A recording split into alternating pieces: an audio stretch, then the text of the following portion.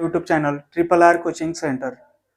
दोस्तों, पिछले वीडियो में जैसा कि हमने विश्व भूगोल का एक टॉपिक पढ़ा था, प्लेट विवर्तनिक सिद्धांत, उसी क्रम में आज हम लोग एक नए टॉपिक लेके आए हैं, स्टैटिक जीके का।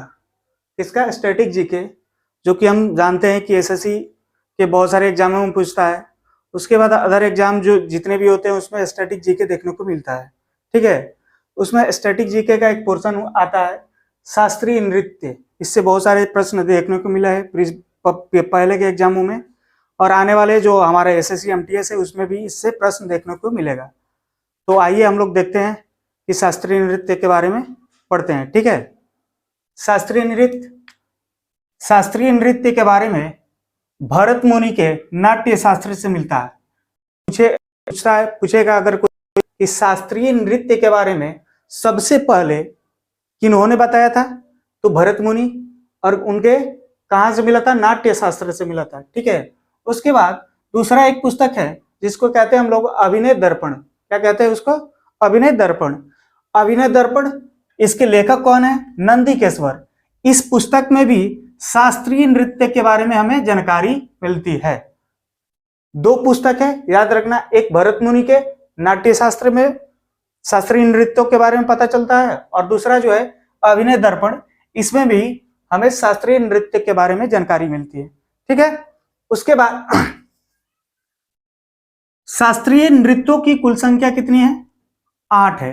वर्तमान में शास्त्रीय नृत्यों की कुल संख्या कितनी है? 8 है पूरे भारत भर में। ठीक है, 8 शास्त्रीय नृत्य कौन कौन सी है उसको हम लोग एक एक करके देखते हैं।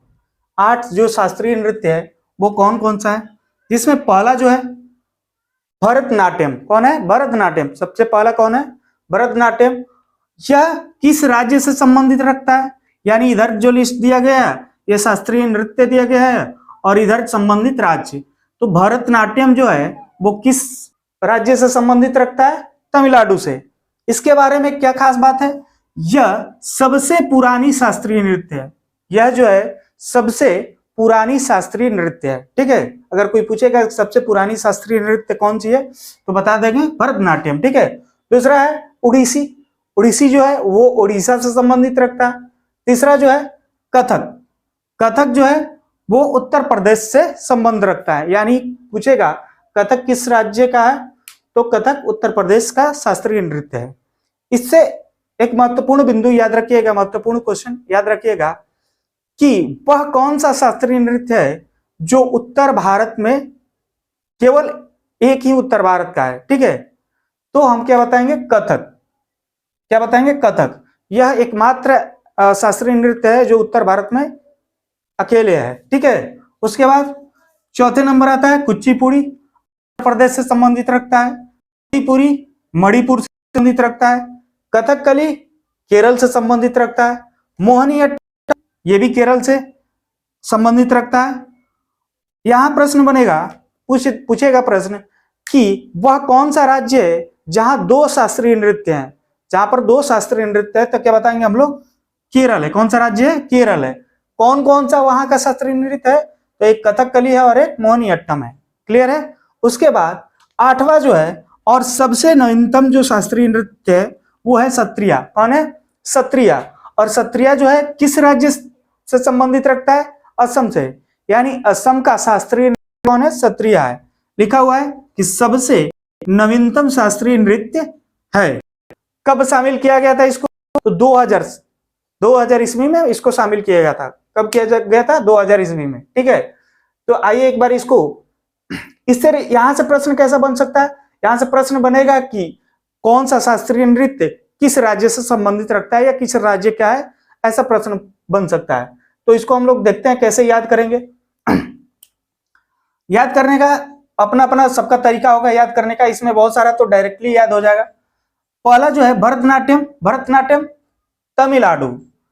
तो इसको याद करने के लिए हम लोग ऐसे भी सोच सकते हैं कि तमिलनाडु में ही रामेश्वरम बनाया गया था। रामेश्वरम, और कौन बनवाया था? प्रभु श्री राम बनवाए थे, और उन्हीं के भाई का नाम था भरत। यानी भरत भी किन से जुड़ेगा? यानी भरतनाट्यम किन से जुड़ेगा? तमिलनाडु का। ये अपना अपना तरीका है, बस याद रहना चाहिए। ठीक है, उसके बाद ओडिसी, इसमें कोई कंफ्यूजन नहीं है। उड़ीसी जो है उड़ीसा से संबंधित रखता है। कथक, कथक को याद करने के लिए हम लोग सोच सकते हैं कि उत्तर भारत का, इसको बस डायरेक्टली याद कर लेना कि उत्तर भारत का एकमात्र जो शास्त्रीय नृत्य है वो कथक है। और कौन सा राज्य से संबंधित रखता है या कौन सा राज्य का है, तो उत्तर प्रदेश का, ठीक है। उसके बाद कुचिपुड़ी को याद करने के लिए कुच्ची यानी कुचिपुड़ी यानी कच्चा पूड़ी, कच्चा पूड़ी से हम लोग इसको याद रख सकते हैं। कच्चा पूड़ी भाई खाता कौन है, अंधा व्यक्ति, अगर जिसको दिखेगा वो तो कच्चा पूड़ी खा नहीं सकता, यानी अंधे व्यक्ति को अगर कच्चा पूड़ी दे दिया जाए तो वो आराम से क्या कर सकता है, खा सकता है, यानी कुचिपुड़ी आंध्र प्रदेश से संबंधित रखता है, ठीक है। उसके बाद है पांचवा मणिपुरी, डायरेक्ट इसको भी याद कर सकते हैं, मणिपुरी यानी मणिपुर से। कथक तो यहां हमने याद कर लिया कि कथक कहां से है, उत्तर प्रदेश से, अगर उसमें कथक कली आ जाएगा।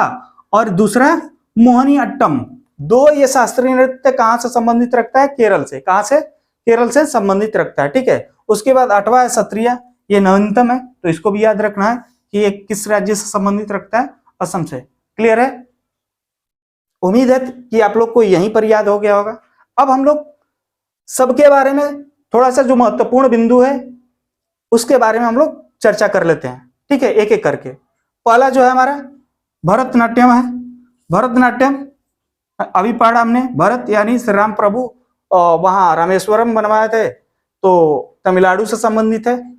तमिलनाडु का एक जिला है आर्काट, उसमें एक नगर है चिदम्बरम, वहां से यहाँ इसका जन्म हुआ था, मतलब शुरुआती वहां से हुआ था, ठीक है।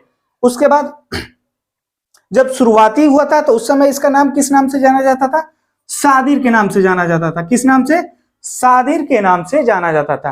पूछ सकता है कि भरतनाट्यम को पहले किस नाम से जाना जाता था, तो सादिर के नाम से जाना जाता था, ठीक है। उसके बाद भरत मुनि इसके आदि आचार्य जाने जाते थे, क्योंकि सर्वप्रथम इन्होंने अपने पुस्तक में इसका क्या किया था, शास्त्रीय नृत्यों के बारे में जानकारी दिया था, और सबसे पुराना है इसलिए भरत मुनि को इसका क्या कहा जाता है, आदि आचार्य के नाम से जाना जाता है, ठीक है।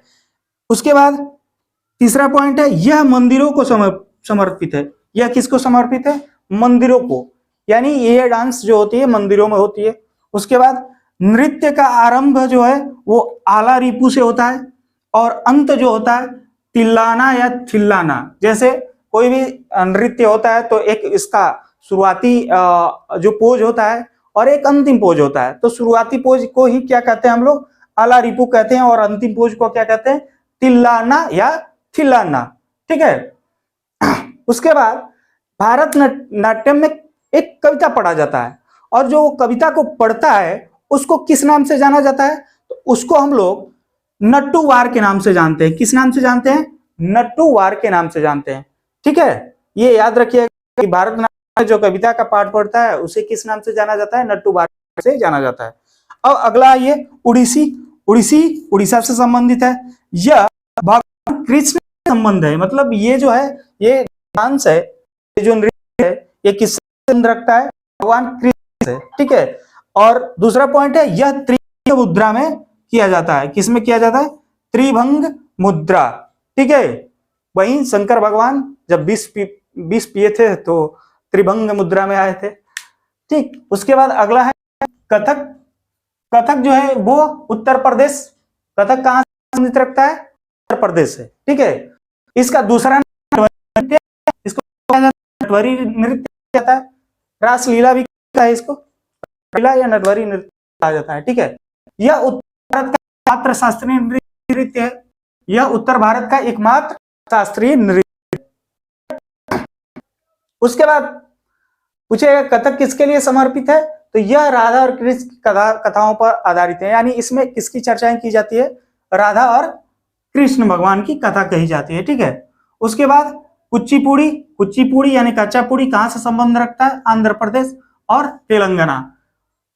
अब यहां तेलंगाना लिखा है तो कंफ्यूजन नहीं होना है, अगर दे देगा प्रश्न में कि कुचिपुड़ी निम्न में से किन राज्यों से संबंध रखता है, उसमें आंध्र प्रदेश ऑप्शन में नहीं दिया रहेगा, दिया रहेगा तेलंगाना, तो फिर हम लोग तेलंगाना को ही मारेंगे, क्योंकि हम लोग जानते हैं कि तेलंगाना पहले आंध्र प्रदेश का ही भाग था, ठीक है। उसके बाद अगर दोनों दे देगा ऑप्शन में तो फिर वहां पर हम लोग आंध्र प्रदेश को टिक करेंगे। क्लियर, कोई दिक्कत, आगे बढ़ते हैं। यह भाषण और युद्ध नीति को जोड़ता है। इसमें महत्वपूर्ण बिंदु जो याद रखने वाली है, ये किसको जोड़ता है? भाषण और युद्ध नीति को जोड़ने का कार्य करता है, ठीक है। उसके बाद अगला पॉइंट है, भगवत पुराण को आधार माना जाता है। इसमें किसको आधार माना जाता है? भगवत पुराण को आधार मानकर कुचिपुड़ी को किया जाता है, ठीक है। और जो नृत्य किया जाता है वो पित्तल के तस्तरी में पैर रखकर नृत्य करने का प्रचलन है। पित्तल का जो तस्तरी होती है उसमें पैर रखकर नृत्य करने का प्रचलन है, ठीक है। उसके बाद अगला पॉइंट है इसके बारे में, इसमें कर्नाटक संगीत पेश किया जाता है। इसमें प्रश्न पूछेगा कुचिपुड़ी में कहाँ की संगीत पेश की जाती है? तो कर्नाटक संगीत। इसके बारे में जानकारी रखना चाहिए, ठीक है। उसके बाद अगला है मणिपुरी। मणिपुरी कहां से संबंध रखता है? मणिपुर से। इसका स्थानीय नाम क्या है? जागोई रास। जागोई रास या रास जागोई कह सकते हैं, ठीक है। जागोई रास या रास जागोई कहते हैं। यह वैष्णव संप्रदाय से संबंध रखता है। किससे? वैष्णव संप्रदाय से संबंध रखता है, ठीक है। वैष्णव संप्रदाय यानी जो भगवान विष्णु को मानने वाले हैं उसको हम लोग क्या कहते हैं? वैष्णव संप्रदाय कहते हैं, ठीक। उसके बाद इसे मणिपुरी रासलीला के नाम से भी जाना जाता है। किस नाम से? मणिपुरी रासलीला के नाम से भी जाना जाता है। उसके बाद ये अगला पॉइंट है, यह नृत्य राधा कृष्ण को समर्पित है, ठीक है।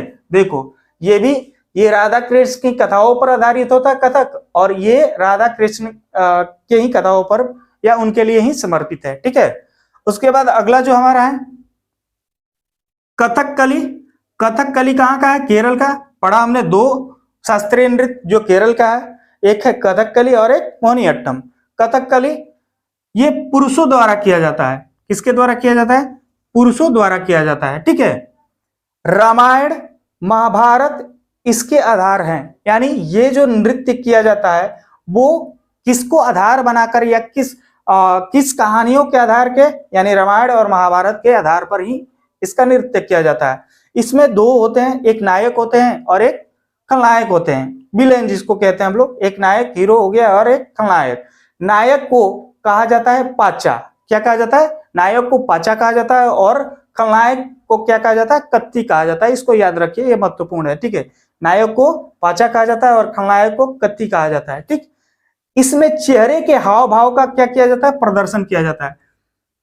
पूछेगा कि कौन से शास्त्रीय नृत्य में चेहरे के हाव भाव को प्रदर्शित किया जाता है? तो क्या बताएंगे हम लोग? कथकली को। किसको बताएंगे? कथकली को, ठीक है। उसके बाद अगला है मोहिनीअट्टम। ये भी केरल से संबंधित रखता है। ये एकल महिला द्वारा किया जाता है, मतलब इसमें जो नृत्य करती है वो अकेले एक महिला इस नृत्य को करती है, मोहिनीअट्टम को, ठीक है। मोहिनी शब्द से बना हुआ है। अगला है सत्रिया या सत्रिया। ये कहां से है? असम से संबंधित रखता है। यह सबसे नवीन शास्त्रीय नृत्य है, जैसा कि हमने पढ़ा। 8वां है, इसकी संख्या क्या? 8वीं है। और इसका कब इसको शामिल किया गया था? 2000 ईस्वी में शामिल किया गया था। और इसके संस्थापक कौन है? ये महत्वपूर्ण पूछ सकता है, नया है इसलिए पूछ सकता है। तो इसके संस्थापक कौन है? श्रीमद शंकर देव। इसके संस्थापक कौन है? श्रीमद शंकर देव। इसको अकिया नाट के प्रदर्शन के लिए लाया गया था। अकिया नाट प्रदर्शन ये असम में किया जाता था, उसी के प्रदर्शन के लिए सत्रिया को लाया गया था। किसके लिए? अकिया नाट, ठीक है। क्लियर है यहां तक? तो ये था थोड़ा सा बेसिक जानकारी 8 शास्त्रीय नृत्य के बारे में। अगले वीडियो में हम लोग पढ़ेंगे, अगले वीडियो में ये 8 नृत्य से जो संबंधित नर्तक हैं उनके बारे में हम लोग पढ़ेंगे, या कह सकते हैं कि एक कलाकार जो है उनके बारे में हम लोग नेक्स्ट वीडियो में पढ़ेंगे। वीडियो अच्छा लगे हो तो इसको आप लोग एक बार स्क्रीनशॉट ले लीजिएगा, और अच्छा लगा हो तो कमेंट जरूर कीजिएगा, बताइए कैसा वीडियो लग रहा है। उसके बाद लाइक और सब्सक्राइब कीजिएगा। Thank you.